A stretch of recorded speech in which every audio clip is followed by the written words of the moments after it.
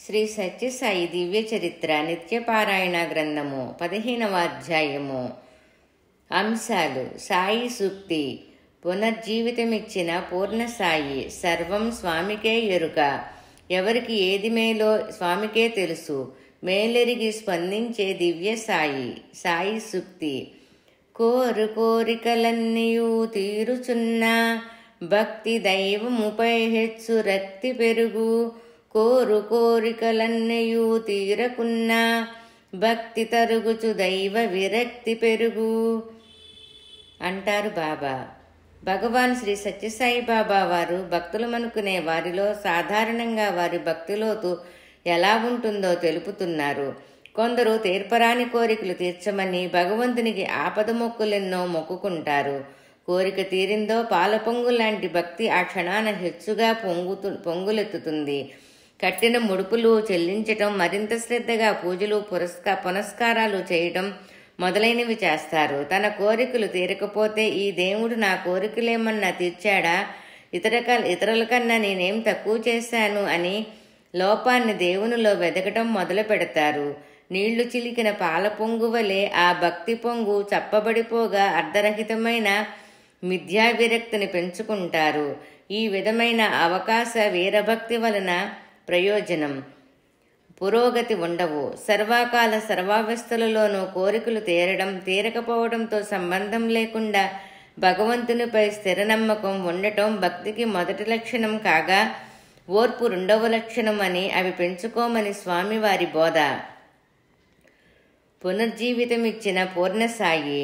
1988వ సంవత్సరంలో దసరా నవరాత్రుల సందర్భంగా స్వామి నివసించే మందిరం చుట్టూ సాయి భక్తుల శ్రమదానంతో కాంక్రీట్ చేసే పనికి 25 రోజులు పట్టింది.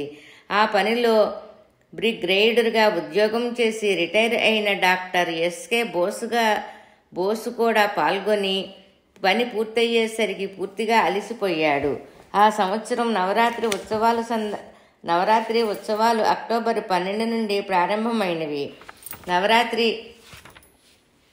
మధ్య రోజులలో అంటే 17వ తేదీ నుండి కాంక్రీట్ పనితో శ్రమించిన బోసుకు జ్వరం వచ్చింది. విజయదశమి 20వ తారీఖున పూర్ణచంద్ర ఆడిటోరియంలో ఉదయం పూర్ణాహుతి కార్యక్రమం జరుగుతోంది. ఆ రోజు ఉదయం 8 గంటలకు నెమ్మదిగా వచ్చి హోమగుండమునకు దగ్గరగా ఉన్న కుర్చీలో కూర్చున్నాడు బోసు. పూర్ణాహుతి కాగానే ఋత్వికులు కలశములు చిత్రావతి నదిలో కలిపేందుకు వెళ్లారు. స్వామి ఉపన్యాసం మొదలుపెట్టారు. ఆ సమయాన్ని కుర్చీలో కూర్చున్న బోసు స్పృహ తప్పి క్రింద పడిపోవటం, ప్రాణం పోవటం జరిగింది. వెంటనే స్వామి తమ ఉపన్యాసమును తాత్కాలికంగా విరమించి క్రిందకు వచ్చి తమ చేతిని గాలిలో త్రిప్పుచూ ఏదో అదృశ్య శక్తిని వెళ్లిపోమ్మన్నట్లు ఆజ్ఞాపిస్తున్నట్లుగా సంజ్ఞలు చేశారు. తర్వాత బోసు వాలిపోయిన తలను తమ ఎడమ చేతితో పైకి తీసి తమ కుడి చేతితో దేనినో అతని లోపల ప్రవేశపెట్టినట్లుగా సంజ్ఞ చేశారు, అంటే సైగ చేశారు. వెంటనే బోసు నిద్రలోంచి లేచినట్లుగా లేచి శ్రీవారి పాదములకు నమస్కరించారు. స్వామి లేచి నిలబడు అని ఆజ్ఞాపించి అతని భుజాలు పట్టుకొని లేవనెత్తి స్టేజీ పైన కూర్చుండమని ఆదేశించారు. అప్పుడు నెమ్మదిగా నడుస్తూ వేదిక మెట్లు ఎక్కి బోసు కూర్చున్నాడు. తర్వాత చాలా సాధారణంగా తమ దివ్య ఉపన్యాసాన్ని కొనసాగించారు బాబా. తర్వాత బోసుగారు చనిపోయినట్లు, స్వామి సంకల్పం వల్ల పునర్జీవితుడైనట్లు వివరాలు వెల్లడి అయినాయి. సర్వం స్వామికే ఎరుక, ఎవరికి ఏది మేలో స్వామికే తెలుసు. సాధారణంగా మనం ఇష్టమైన వాటిని మేలు, ఇష్టం కాని వాటిని కీడు అని అనుకుంటాము. సంపూర్ణ అవగాహనతో నిర్ణయించాల్సిన విషయం ఇది.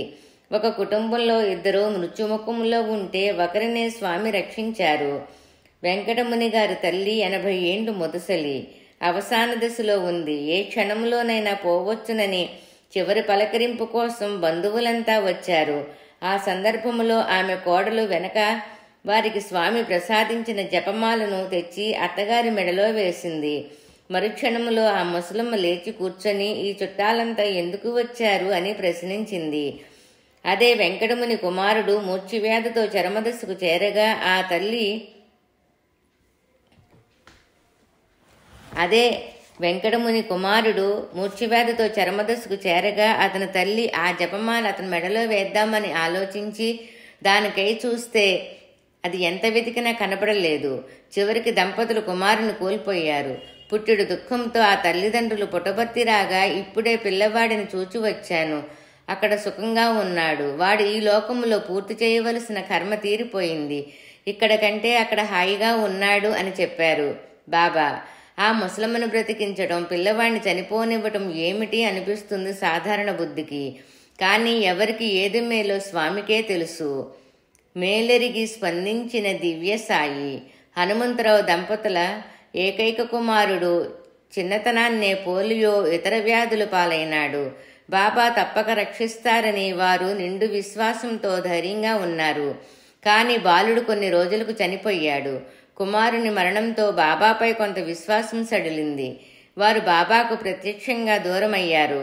కానీ స్వామివారి కారుణ్యంలో మాత్రం మార్పు లేదు.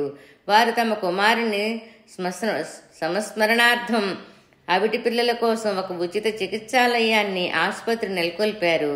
అలా కొంతకాలం సేవ చేసేసరికి వారి సేవానిరతి వారి భ్రాంతిని తొలగించింది. ప్రతి వారి జీవితంలో బాధ అనివార్యం అని వారు గ్రహించారు. మానవులు భుజస్కంధాలపైన వారి ప్రారబ్ధమనే భారం ఉంటుందని గ్రహించేందుకు ఆ సత్కార్యం కారణం అయ్యింది. వారంతట వారిలో ఆ మార్పు కలిగేదాకా స్వామి మెన్నుకున్నారు. అప్పుడు వారికి బాబా ఈ భూమిపై అవతరించిన దైవమన్న విషయం కూడా అవగతమైంది. తిరిగి వారు దైవపద సేవకులైనారు. అందువలనే సేవను గురించి స్వామి ప్రత్యేకంగా చెబుతారు. విశ్వవ్యాపిత పాదంచ విష్ణుమూర్తి స్వరూపిణిం సతతోధారకం సర్వం సాయం వందే జగద్గురుం. ఓం శాంతి శాంతి శాంతి. శ్రీ సత్యసాయి దివ్య చరిత్ర నిత్యపారాయణ గ్రంథము 15వ అధ్యాయము సంపూర్ణం. 133వ పేజీ.